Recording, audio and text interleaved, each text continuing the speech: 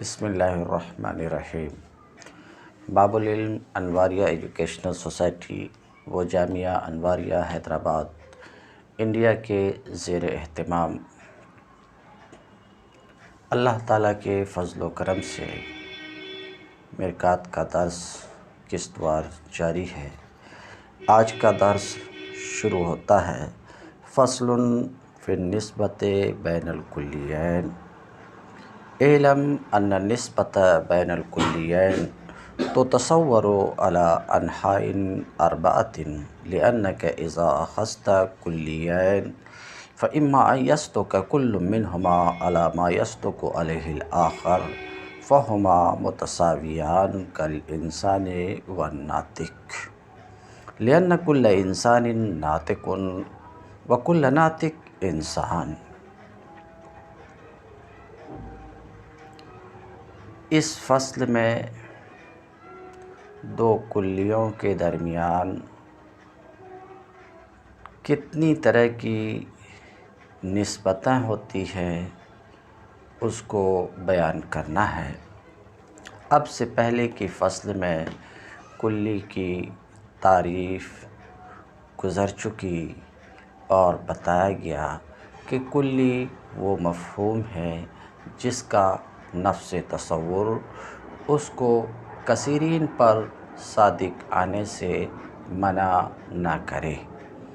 تو کلی کی تعریف سے فارغ ہونے کے بعد اب دو کلی کے درمیان کتنی طرح کی نسبت ہوتی ہے اس کو اس فصل میں مصنف علیہ الرحمہ بیان فرما رہے ہیں۔ تو واضح ہو کہ کسی بھی دو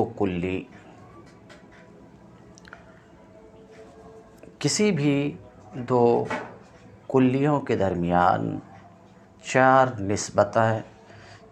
نسبتوں میں سے کوئی ایک نسبت ضرور ہوگی۔ چار نسبتیں تساوی، تباین، عموم خصوص مطلق، عموم خصوص من وجہ۔ تو کسی بھی دو کلی کو جب آپ لیں گے تو ان دونوں کے درمیان ان چار نسبتوں میں سے کسی ایک نسبت کا ہونا ضروری ہے۔ مگر بات جو میں یہ کہہ رہا ہوں کہ کسی بھی دو کلی کو لیں گے، کلی اس کلی کے بارے میں گفتگو ہے جس کلی کے نفس الامر کے اعتبار سے مصداق ہوں، افراد ہوں خارج میں۔ کیونکہ ماسبق میں آپ دیکھ چکے ہیں اور جان چکے ہیں، کلی کی 6 قسمیں جو بتائی گئی اس میں دیکھ چکے ہیں، سن چکے ہیں، پتہ کر چکے ہیں کہ کوئی کلی تو ایسی بھی ہوتی ہے جس کا ایک فرد بھی نہیں ہوتا، خارج میں بالکل فرد نہیں ہوتا، اور کوئی کلی ایسی ہوتی جس کا خارج میں صرف ایک فرد ہوتا ہے۔ تو ماسبق میں کلی کے اقسام میں یہ بات آپ کو معلوم ہو چکی ہے کہ کوئی کلی ایسی بھی ہوتی ہے جس کے نفس الامر کے اعتبار سے خارج میں افراد ہوتے ہیں۔ اب کہیں گے افراد یہ فرد کی جمع ہے۔ فرد کسے کہتے ہیں؟ جس پر کوئی کلی صادق آئے وہ کلی کا ایک فرد ہے۔ مثال کے طور پہ زید پر انسان صادق آتا ہے، زید پر انسان کا حمل درست ہے، اور یوں بولا جانا صحیح ہے زید انسان۔ تو زید انسان کا ایک فرد ہے، کیونکہ زید پر انسان صادق ہے تو فرد وہ ہے جس پر کوئی کلی صادق آئے۔ انسان خود بھی ایک فرد ہے، انسان خود بھی ایک فرد ہے حیوان کا۔ کیونکہ انسان پر حیوان جو کلی ہے یہ حیوان صادق آتا ہے، یہ بولا جانا صحیح ہے الانسان حیوان، حیوان کا انسان پر حمل صحیح ہے۔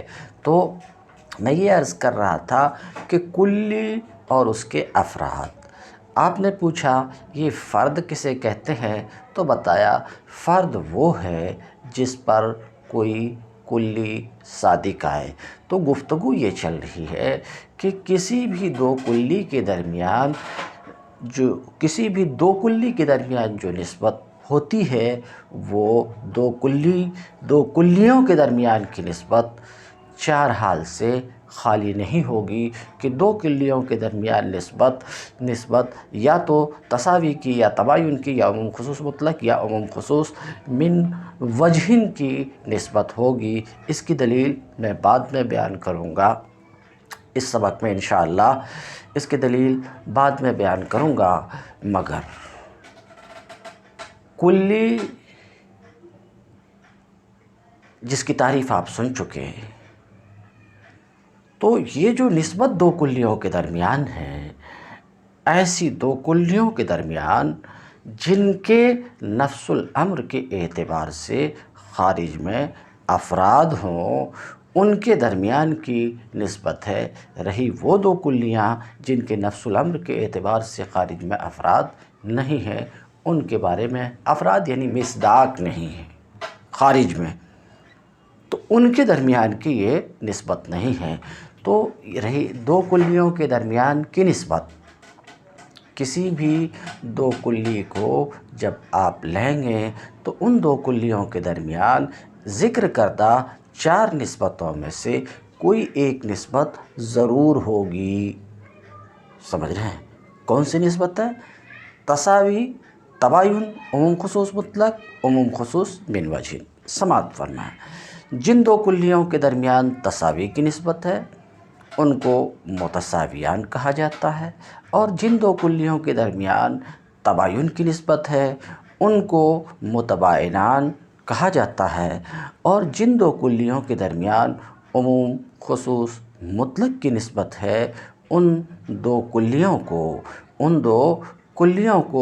عام خاص مطلق کہا جاتا ہے، اور جن دو کلیوں کے درمیان عموم خصوص من وجہن کی نسبت ہو، ایسی دو کلیوں کو عام خاص من وجہن کہا جاتا ہے۔ تساوی کسے کہتے ہیں؟ دو کلیوں کا اس طرح ہونا کہ ہر کلی دوسری کلی کے ہر فرد پر صادق آئے، ایسی دو کلیوں کو متساویان کہتے ہیں۔ تو متساویان ایسی دو کلیاں کہ دو کلیوں میں سے ہر ایک کلی دوسری کلی کے ہر فرد پر صادق آئے، یعنی جس پر ایک کلی صادق آئے، ہر وہ فرد جس پر ایک کلی صادق آئے اس پر دوسری کلی بھی صادق آئے، اور ہر وہ فرد جس پر دوسری کلی صادق آئے اس پر پہلی کلی بھی صادق آئے۔ اگر دو کلیاں ایسی ہیں تو وہ متساویان ہیں، جیسے کہ انسان اور ناطق، یہ دو کلیاں متساویان ہیں، ان دونوں کلیوں کے درمیان تساوی کی نسبت ہے۔ کیونکہ ہر وہ فرد جس پر انسان صادق آئے گا اس پر ناطق بھی صادق آئے گا، اسی طریقے سے ہر وہ فرد جس پر ناطق صادق آئے گا اس پر انسان ضرور صادق آئے گا۔ یعنی متساویان کا مرجع اور ماحصل دو موجبہ کلیہ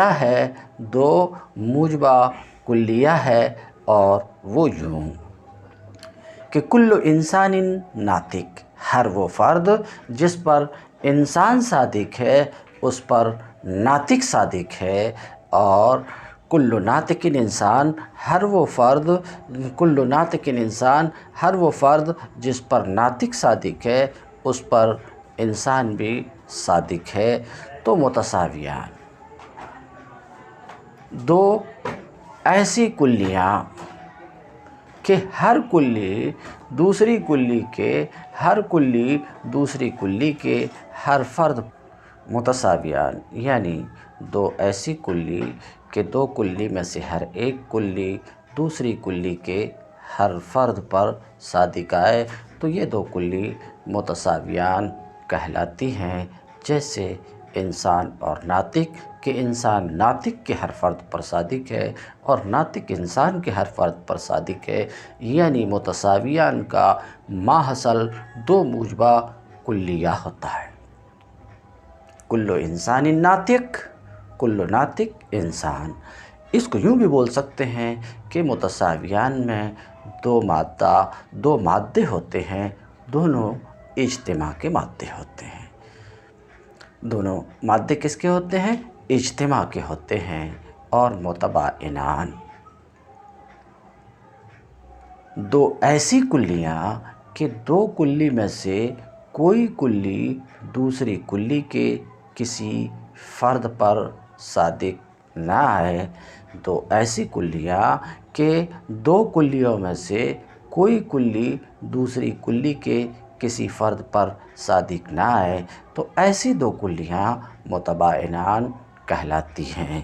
یعنی کسی بھی فرد جس پر ایک کلی صادق ہو اس پر دوسری کلی صادق نہ ہو، اور کوئی بھی فرد جس پر دوسری کلی صادق آئے اس پر پہلی کلی صادق نہ آئے، تو ایسی دو کلیاں متباینان کہلاتی ہیں کہ دو کلی میں سے کوئی کلی دوسری کلی کے کسی فرد پر صادق نہ آئے۔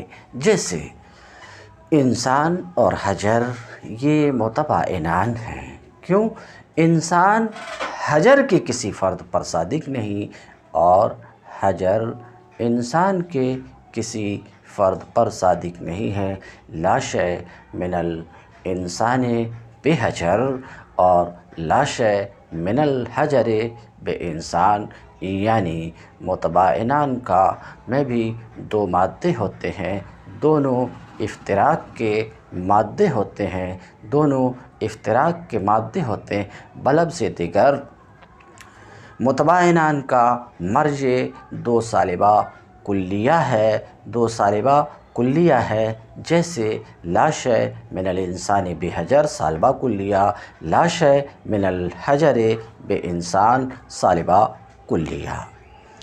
تو جو دو کلی ایسی ہیں کہ کوئی کلی دوسری کلی کے کسی فرد پر صادق نہ آئے، ان دو کلیوں کے درمیان جو نسبت ہوتی ہے وہ تباین کی نسبت کہلاتی ہے، تباین کلی کی نسبت کہلاتی ہے۔ تو متساویان اور متباینان دونوں کو آپ نے سماعت فرمایا اور پہچان گئے کہ متساویان کا مرجع دو موجبہ کلیہ ہے اور متباینان کا مرجع دو سالبہ کلیہ ہے۔ دونوں میں دو دو مادے ہیں، مگر اول میں اجتماع کے دونوں مادے ہیں اور دوم میں افتراق کے دونوں مادے ہیں۔ یعنی ایک مادہ پر ایک کلی صادق ہے تو دوسری صادق نہیں ہے، دوسرے مادے میں دوسری کلی صادق ہے تو پہلی کلی صادق نہیں ہے۔ یہ تو آپ نے پہچانا متساویان اور متباینان کو۔ اب ہم آگے بڑھتے ہیں عام خاص مطلق۔ عام خاص مطلق، دو ایسی کلیاں کہ ایک کلی جس پر صادق آئے، یعنی ہر وہ فرد جس پر ایک کلی صادق آئے اس پر دوسری کلی بھی صادق آئے، مگر دوسری کلی جس فرد پر صادق آئے، ہر وہ فرد جس پر دوسری کلی صادق آئے اس پر پہلی کلی کا صادق آنا ضروری نہ ہو۔ ایسی دو کلیاں عام خاص مطلق کہلاتی ہیں، عام خاص مطلق کہلاتی ہیں، اور ایسی دو کلیوں کے درمیان کی نسبت عموم خصوص مطلق کے نام سے یاد کی جاتی ہے۔ تو عام خاص مطلق کا حال کیا ہوا؟ ایک کلی تو دوسری کلی کے ہر فرد پر صادق آتی ہے، مگر دوسری کلی پہلی کلی کے ہر فرد پر صادق نہیں آتی ہے، جیسے انسان اور حیوان۔ یہ دو کلیاں ہیں، انسان بھی ایک کلی ہے، حیوان بھی ایک کلی ہے۔ تو دیکھیے کہ جس پر انسان صادق، ہر وہ فرد جس پر انسان صادق آئے گا اس پر حیوان ضرور صادق آئے گا، ہر وہ فرد جس پر انسان صادق ہے اس پر حیوان ضرور صادق ہے، یعنی کل انسان حیوان ای کل ما صدق علیہ الانسان صدق علیہ الحیوان۔ مگر ہر وہ فرد جس پر حیوان صادق آئے اس پر انسان کا صادق آنا ضروری نہیں ہے۔ مثال کے طور پہ گھوڑا، اس پر حیوان صادق ہے مگر انسان صادق نہیں ہے، تو حیوان کے بعض افراد ایسے بھی ہیں کہ اس پر حیوان تو صادق ہے، اس پر حیوان تو محمول ہے، مگر اس پر انسان صادق نہیں ہے، انسان کا حمل درست نہیں ہے۔ مثلاً فرس پر حیوان صادق ہے مگر انسان صادق نہیں ہے۔ تو یہاں پر بھی دو مادے ہوتے ہیں، ایک مادہ اجتماع کا ہوتا ہے، ایک ایسا مادہ جس میں دونوں کلیاں جمع ہو جاتی ہیں، جیسے زید ایک مادہ ہے جس میں انسان اور حیوان دونوں جمع ہے، تو ایک مادہ اجتماع کا ہوتا ہے جس میں دونوں کلیاں جمع ہو جاتی ہے، اور ایک مادہ افتراق کا ہوتا ہے، یعنی ایک کلی صادق آتی ہے دوسرے کے بغیر، تو وہ کلی جو ایسی ہو کہ وہ دوسرے کے بغیر صادق آئے اسے عام مطلق کہیں گے، اور وہ کلی جو دوسرے کے بغیر صادق نہ آئے بلکہ اس کے ساتھ صادق آئے تو اسے اخص مطلق کہیں گے۔ جیسے انسان اور حیوان، ان کے درمیان عموم خصوص مطلق کی نسبت ہے، اور یہ عام اخص مطلق ہے کہ ہر وہ فرد جس پر انسان صادق اس پر حیوان بھی صادق، مگر ہر وہ فرد جس پر حیوان صادق ہو اس پر انسان کا صادق آنا ضروری نہیں۔ حاصل کلام یہ کہ عموم خصوص مطلق کے درمیان عموم خصوص مطلق کا ماحصل ایک موجبہ کلیہ اور ایک سالبہ جزیہ، یعنی ایک ایسا مادہ جس میں دونوں کلی جمع ہو جاتی ہیں اور ایک ایسا مادہ جس میں ایک کلی صادق آتی ہے دوسرے کے بغیر، یہ ہے عموم خصوص مطلق کا حال۔ بچ گئی عموم خصوص من وجہ، عام خاص من وجہ، تو دو ایسی کلیاں کہ دونوں کلی کبھی ایک ساتھ صادق آئیں اور کبھی دو کلی میں سے ہر ایک دوسرے کے بغیر صادق آئیں۔ تو دو کلیاں اگر ایسی ہیں کہ کبھی ایک ساتھ صادق آئیں، دونوں کلیاں کبھی ایک ساتھ صادق آئیں اور کبھی ایک کلی دوسرے کے بغیر اور دوسری کلی پہلی کلی کے بغیر صادق آئے، تو ایسی دو کلیاں عام خاص من وجہ کہلاتی ہیں، اور ان کے درمیان کی نسبت عموم خصوص من وجہ کہلاتی ہے۔ یعنی عام خاص من وجہ کے لیے تین مادہ چاہیے، ایک مادہ اجتماع کا ہوتا ہے، دو مادہ افتراق کا ہوتا ہے، یعنی ایک مادہ میں دونوں کلیاں جمع ہو جاتی ہے اور ایک مادہ میں ایک کلی صادق آتی ہے دوسری صادق نہیں آتی ہے، اور ایک اور مادہ میں دوسری کلی صادق آتی ہے پہلی کلی کے بغیر، تو یہ ایسی دو کلیاں عام خاص من وجہ کہلاتی ہیں، اور ان میں تین مادے ہوتے ہیں، ایک اجتماع کا اور دو افتراق کے۔ دو مادے افتراق کے ہوتے ہیں، عام خاص من وجہن کا ماحصل ملخص ایک موجبہ جزئیہ اور دو سالبہ جزئیہ ہے۔ مثال کے طور پہ حیوان اور ابیض، واضح ہے کہ حیوان بھی کلی ہے، ابیض بھی کلی ہے۔ ان دو کلیوں کے درمیان کون سی نسبت ہے؟ تو جائزہ لیتے ہیں۔ دیکھیے، سفید بطخ یا بگلا، بگلا سب کو معلوم ہے، بگلا میں حیوان بھی صادق حیوان ہے اور ابیض بھی صادق، تو بگلا میں دونوں کلیاں جمع ہو گئی، دونوں کلیاں جمع ہے تو یہ اجتماع کا مادہ ہے۔ تو اب یہ بات درست ہے، بعض حیوان ابیض ہے، یعنی بعض وہ جس پر حیوان صادق ہے اس پر ابیض صادق ہے، جیسے کہ بگلا کہ اس پر حیوان بھی صادق ہے، ابیض بھی صادق ہے، یہ مادہ اجتماع کا ہوا۔ اور افتراق کے دو مادے، تو جیسے ہاتھی پر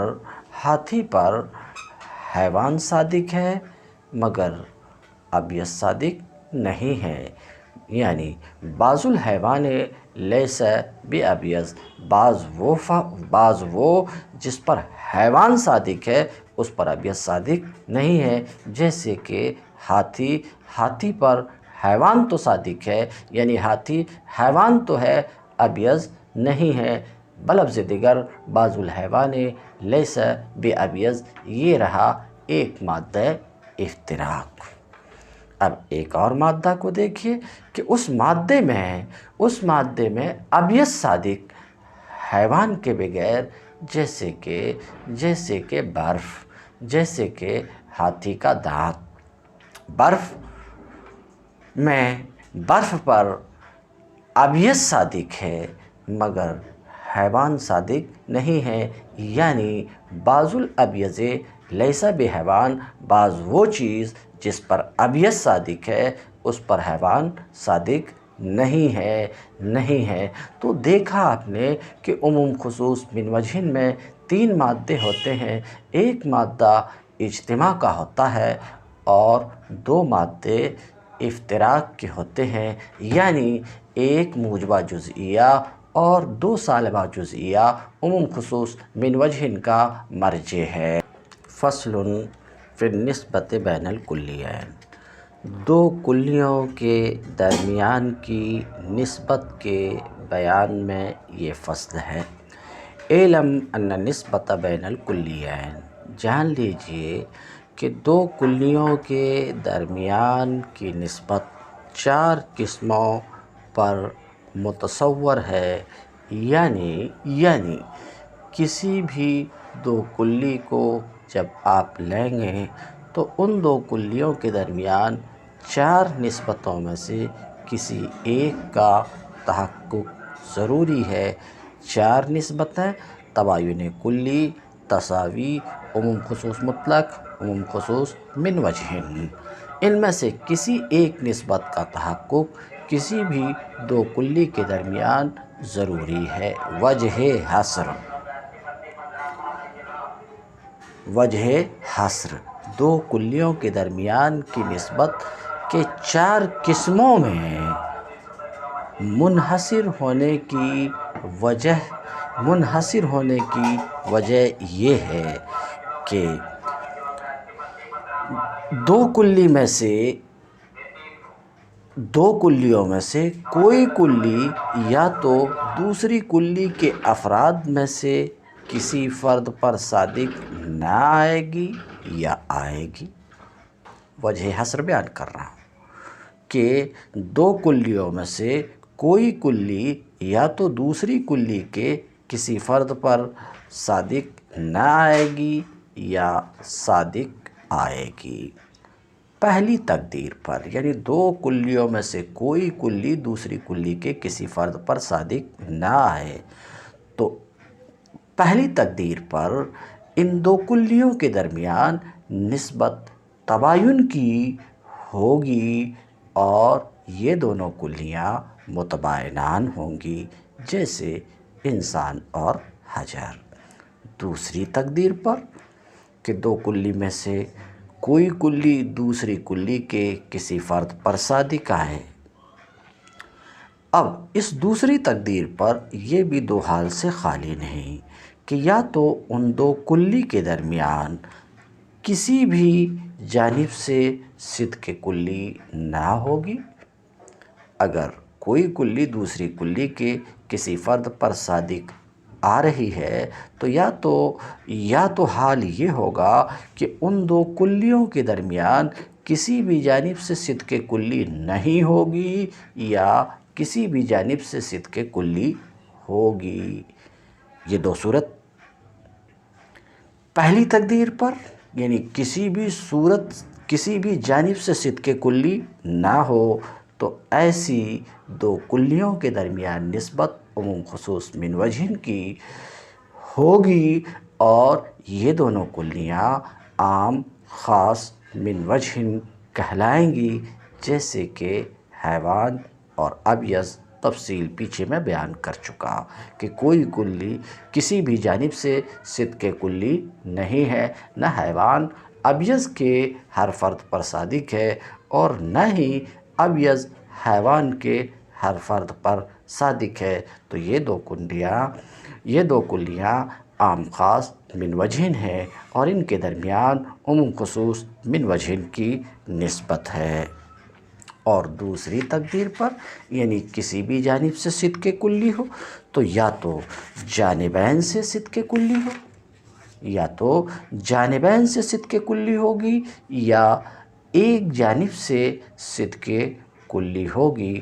پہلی تقدیر پر یعنی جانبین سے صدق کلی ہو تو وہ متساویان ہے، جیسے انسان اور ناطق کہ انسان ناطق کے ہر فرد پر صادق ہے اور ناطق انسان کے ہر فرد پر صادق ہے، تو دونوں طرف سے صدق کلی ہے، تو ان دو کلیوں کے درمیان نسبت تساوی کی ہے اور یہ دونوں کلیاں متساویان ہیں۔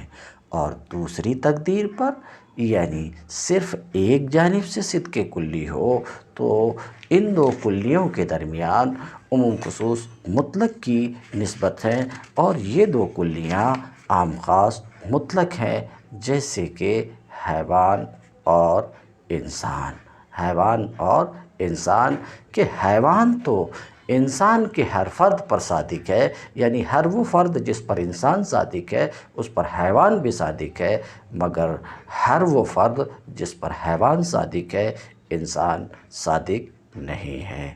تو یہ بات واضح ہے آپ کے نزدیک کہ تساوی کا ماحصل اور مرجع دو موجبہ کلیہ ہے۔ جیسے آپ نے دیکھا انسان اور ناطق میں تساوی کی نسبت ہے، جانبین سے صدق کلی ہے، تو دیکھ لیجئے کہ یوں بولا جانا صحیح ہے کل انسان ناطق، اور یہ بھی بولا جانا صحیح ہے کل ناطق انسان، تو متساویان کا مرجع دو موجبہ کلیہ ہے۔ اور تباین کا مرجع کیا ہے؟ دو سالبہ کلیہ، یعنی دو کلی میں سے کوئی کلی دوسری کلی کے کسی فرد پر صادق نہیں آتی ہے، جیسے انسان و حجر یہ متباینان ہے، انسان حجر کے کسی فرد پر صادق نہیں اور حجر انسان کے کسی فرد پر صادق نہیں، یعنی لا شیء من الانسان بحجر ولا شیء من الحجر بانسان، یہ دو سالبہ کلیہ ہوئے۔ اور عموم خصوص مطلق کا مرجع ایک موجبہ کلیہ، عموم خصوص مطلق کا مرجع کیا ہوتا ہے؟ ایک موجبہ کلیہ ہوتا ہے جس کا موضوع اخص اور محمول عام ہو، جیسے کل انسان حیوان، یعنی ہر وہ فرد جس پر انسان صادق ہے اس پر حیوان صادق ہے، یہ کل انسان حیوان موجبہ کلیہ ہے، موضوع اس کا اخص، موضوع اس کا انسان ہے جو اخص ہے، محمول اس کا حیوان ہے جو عام ہے، تو عام خاص مطلق کا مرجع عموم خصوص مطلق کا مرجع ایک موجبہ کلیہ ہوتا ہے جس موجبہ کلیہ کا موضوع اخص اور محمول عام ہوتا ہے، اور اس کا مرجع ایک سالبہ جزئیہ ہوتا ہے، ایک سالبہ جزئیہ جس سالبہ جزئیہ کا موضوع عام اور محمول اخص ہوتا ہے، جیسے بعض الحیوان لیس بے انسان، یہ سالبہ جزئیہ ہے، موضوع اس کا حیوان ہے، محمول اس کا انسان ہے، موضوع عام ہے، محمول خاص ہے۔ رہا عموم خصوص من وجہن، تو عموم خصوص من وجہن کا مرجع دو سالبہ جزئیہ اور ایک موجبہ جزئیہ ہے، ایک موجبہ جزئیہ اور دو سالبہ جزئیہ ہے، جیسے بعض الحیوان ابیض، بعض وہ چیز جس پر حیوان صادق ہے اس پر ابیض صادق ہے، یہ موجبہ جزئیہ ہے، جیسے کہ بیان کیا بگلا کہ اس پر حیوان بھی صادق ہے اور ابیض بھی صادق ہے، یہ اجتماع کا مادہ ہے اور یہ موجبہ جزئیہ ہے۔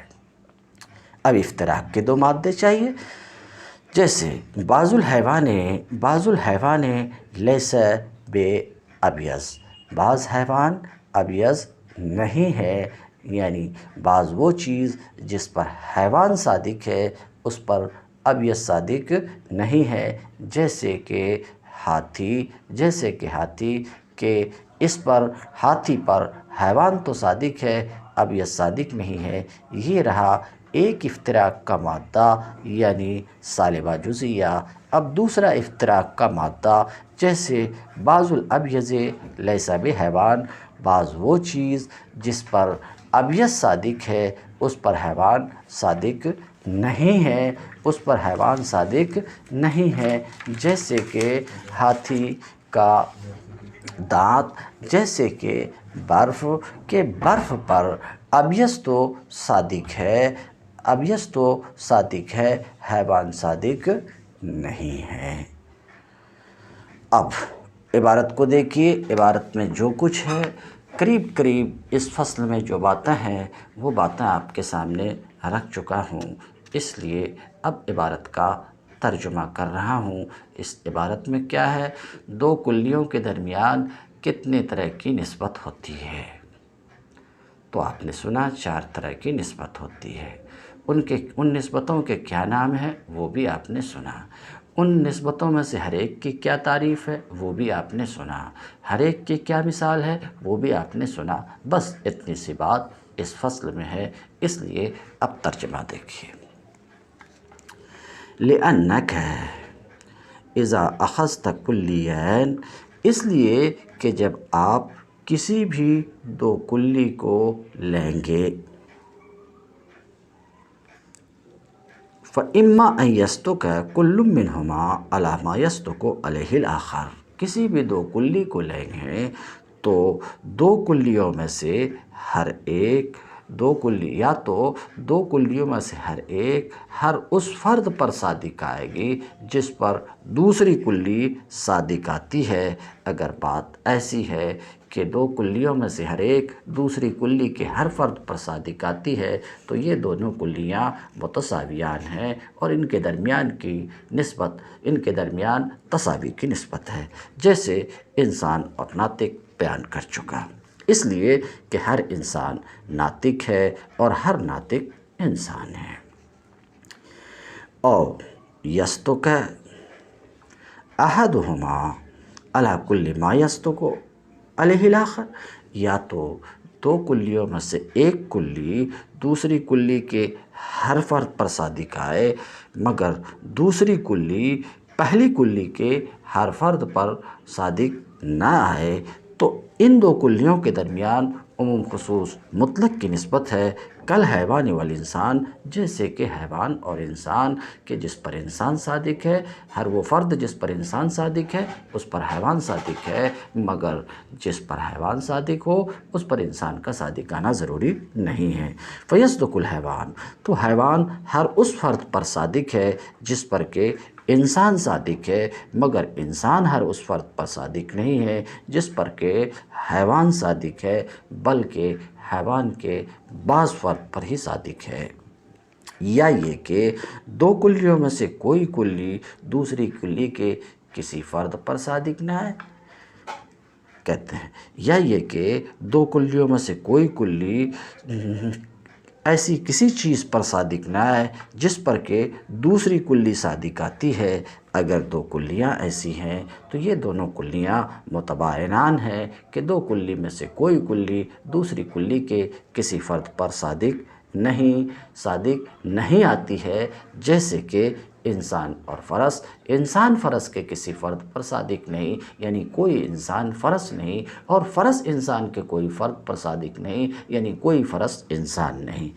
یا یہ کہ دو کلیوں میں سے ہر ایک کا بعض دوسری کلی کے بعض فرد پر صادق آئے تو ان دونوں کلیوں کے درمیان عموم خصوص من وجہن کی نسبت ہے، کل ابیض والحیوان، جیسے کہ ابیض اور حیوان یہ آمخذ من وجہن ہے، کہ بطخ میں دونوں کلی میں سے ہر ایک صادق ہے، بطخ میں حیوان بھی صادق ہے اور ابیض بھی صادق ہے، اور فیل میں صرف حیوان صادق ہے، فیل میں صرف حیوان صادق ہے، ابیض صادق نہیں ہے، اور برف میں اور ہاتھی کے دانت میں صرف ابیض صادق ہے۔ فَهَٰذِهِ أَرْبَعُ نُصُبٍ، تو یہ چار نسبتیں ہیں، تساوی، تباین، عموم خصوص مطلق، عموم خصوص من وجہن، فاحفظ ذَلِكَ، تو اے عزیز اس کو یاد کر لو۔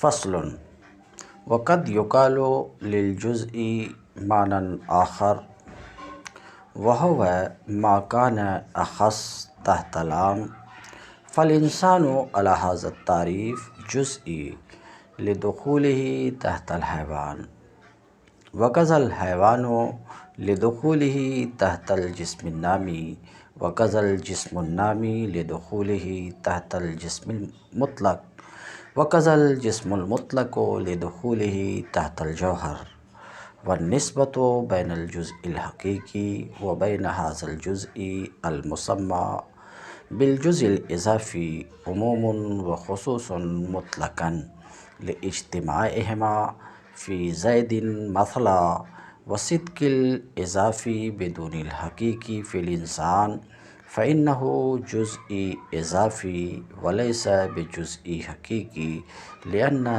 صدقه على كثيرين غیر ممتنع۔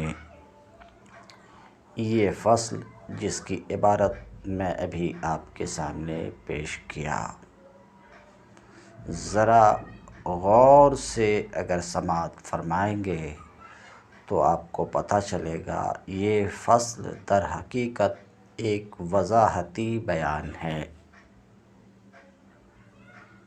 اور وہ اس طریقے سے کہ اس سے پہلے مصنف نے مفہوم کی تعریف کی اور پھر مفہوم کی تقسیم کی کلی اور جزئی کی طرف، بعد تقسیم کرنے کے جزئی کی مصنف نے تعریف پیش کی۔ کیا تعریف پیش کی؟ کہ جزئی وہ مفہوم ہے جس کا نفس تصور اس کو کثیرین پر صادق آنے سے منع کرے، کثیرین پر صادق آنے نہ دے، تو جزئی کی یہ تعریف ما سبق میں مصنف کی طرف سے کی گئی۔ اس تعریف کے بنا پر ایک وضاحت کی ضرورت محسوس ہوئی۔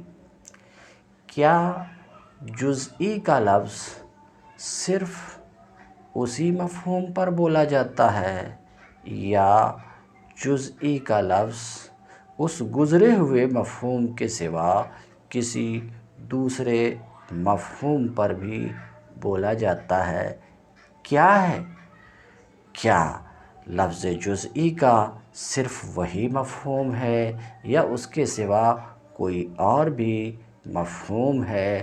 لفظ جزئی اس مفہوم کے سوا کسی دوسرے مفہوم پر بھی یہ لفظ جزئی کا لفظ بولا جاتا ہے۔ تو یہاں وضاحت کر رہے ہیں، اور حاصل وضاحت یہ کہ دیکھیے لفظ جزئی کا اطلاق اس مفہوم پر بھی ہوتا ہے جسے آپ سن چکے، کئی بار سن چکے، یعنی جس کا نفس تصور اس مفہوم کو کثیرین پر صادق آنے سے منع کرے، تو جزئی کا لفظ اس مفہوم پر بھی بولا جاتا ہے۔ اور یاد رہے آپ کو، واضح رہے آپ کے نزدیک کہ جزئی کا لفظ ایک دوسرے مفہوم پر بھی بولا جاتا ہے، اور وہ دوسرا مفہوم اب آپ سماعت فرمائیے، ایسا مصنف کہتے ہیں ایک مفہوم تو جزئی کا آپ سن چکے۔ تو وضاحت ہو رہی ہے کہ جزئی کا لفظ جس طریقے سے گزشتہ مفہوم پر بولا جاتا ہے، اسی طریقے سے ایک اور مفہوم پر بھی بولا جاتا ہے۔ وہ مفہوم کیا ہے؟ کس مفہوم پر؟ تو اخص من شیء، اخص تحت العام پر بھی جزئی کا لفظ بولا جاتا ہے، یعنی جزئی کا ایک معنی اور ہے، اور وہ معنی یہ ہے کہ جو کسی عام کے تحت داخل ہو، کسی شے سے اخص ہو، اس پر بھی جزئی بولا جاتا ہے۔ مثال کے طور پہ زید یہ اخص ہے انسان سے، ایک بات ہوئی۔ اب کوما کے بعد آگے، انسان اخص ہے حیوان سے،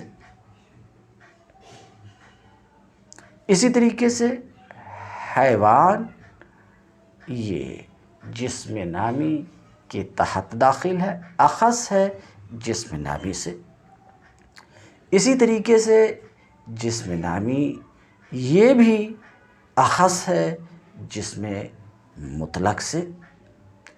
اسی طریقے سے جسم مطلق، سب کی تعریف آئے گی، جسم مطلق اخص ہے جوہر سے۔ تو زید، انسان، حیوان، جسم نامی، جسم مطلق اور جسم مطلق، یہاں تک ہم آئے تو نیچے کا ہر ایک بعد والے سے، پہلے کا ہر ایک بعد والے سے اخص ہے، یہاں تک کہ جسم مطلق بھی اخص ہے جوہر سے۔ تو ادھر سے چلے تھے تو زید اخص ہے انسان سے، انسان اخص ہے حیوان سے، اور حیوان اخص ہے جسم نامی سے، جسم نامی اخص ہے جسم مطلق سے، اور جسم مطلق اخص ہے جوہر سے۔ ادھر سے چلیں گے تو جوہر عام ہے جسم مطلق سے، اور جسم مطلق عام ہے جسم نامی سے، اور جسم نامی عام ہے حیوان سے، اور حیوان عام ہے انسان سے، اور انسان عام ہے زید سے۔ اب جزئی کا ایک دوسرا مفہوم ہے، کیا؟ اخص من شیء، الاخص تحت العام، وہ جو کسی عام کے تحت داخل ہو، وہ جو کسی عام سے اخص ہو، یہ جزئی کا ایک دوسرا مفہوم ہے۔ کیا مطلب؟ یعنی جزئی کا لفظ اس مفہوم پر بھی بولا جاتا ہے، اور پہلے جو گزر گیا اس مفہوم پر بھی جزئی کا لفظ بولا جاتا ہے۔ ما حاصل اس کا یہ کہ جزئی باشتراک لفظی دو مفہوم کے درمیان مشترک ہے، ایک گزشتہ مفہوم اور ایک وہ مفہوم جو ابھی ابھی بتایا گیا۔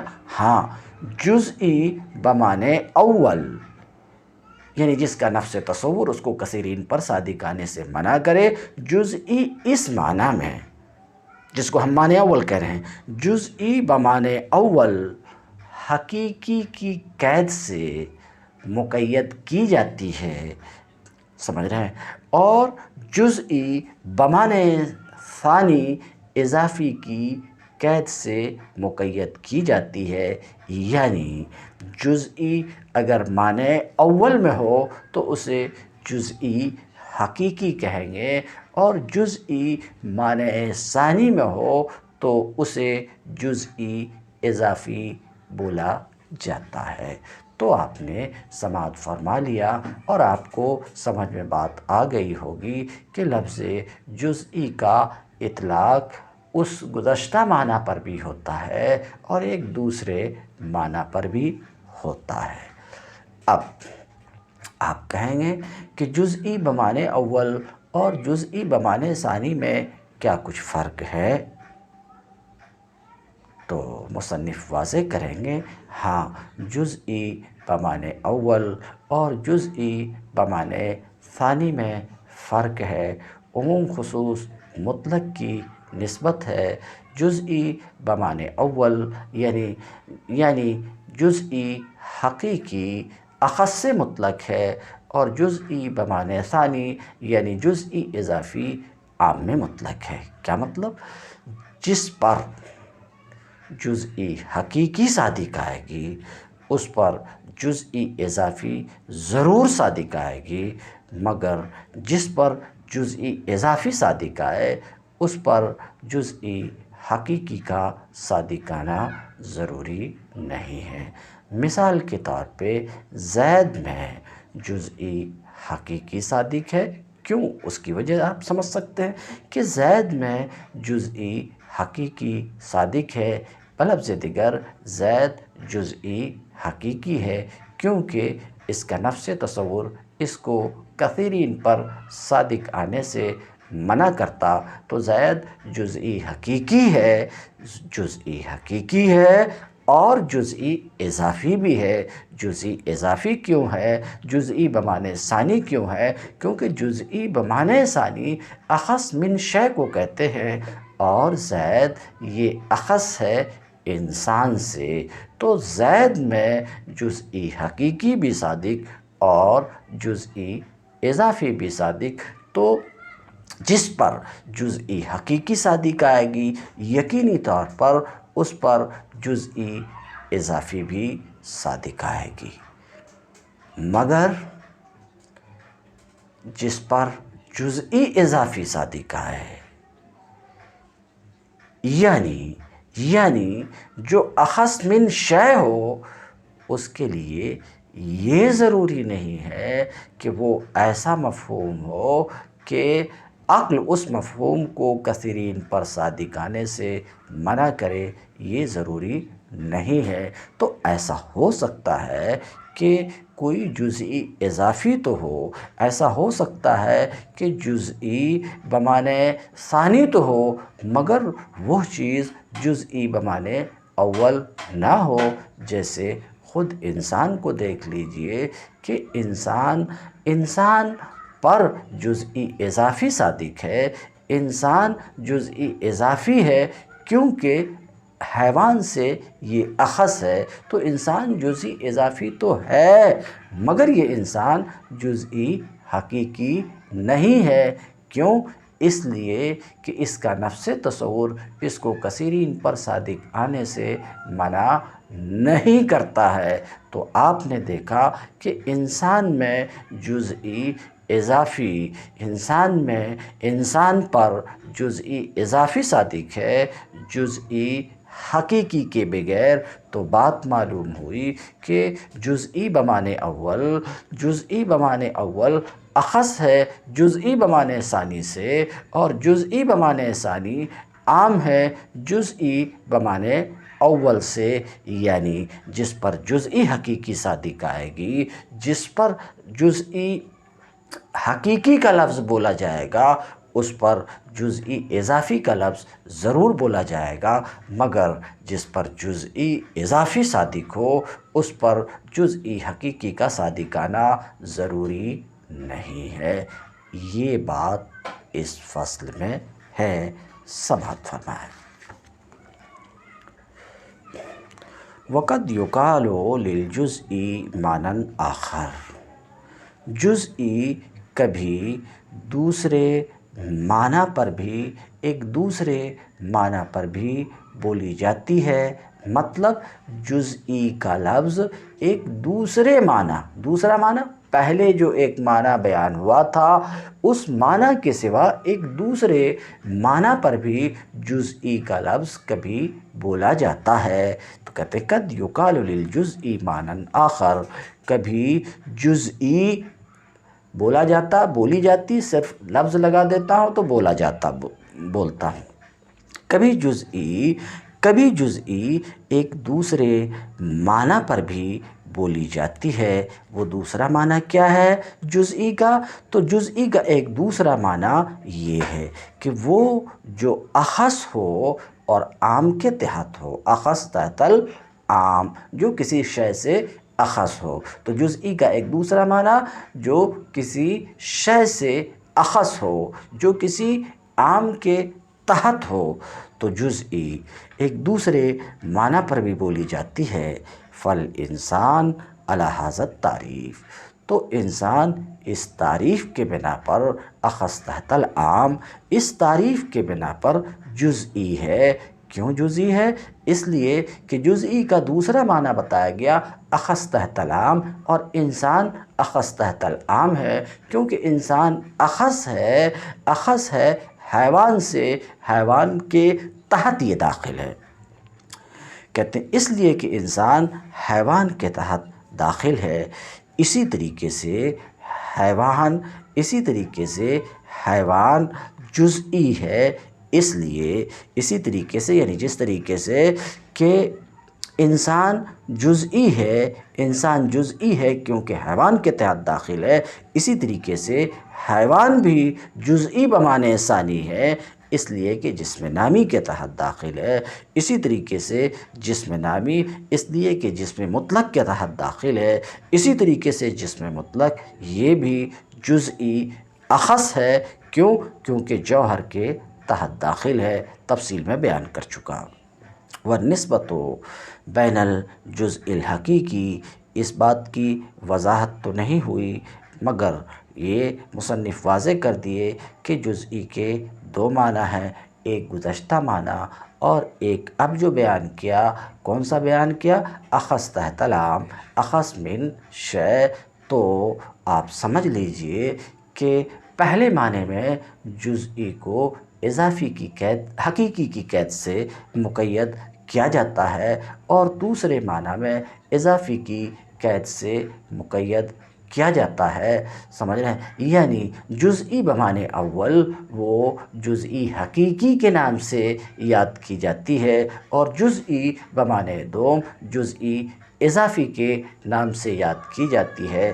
تو اب جان لیجئے کہ ان دونوں کے درمیان نسبت کیسی ہے۔ تو کہتے ہیں والنسبۃ بین الجزء الحقیقی و بین ھذا الجزء، اور نسبت جزئی حقیقی کے درمیان اور اس جزئی کے درمیان جس کا نام جزئی اضافی رکھا جاتا، جس کا مفہوم ابھی آپ نے سنا اخص تحت العام۔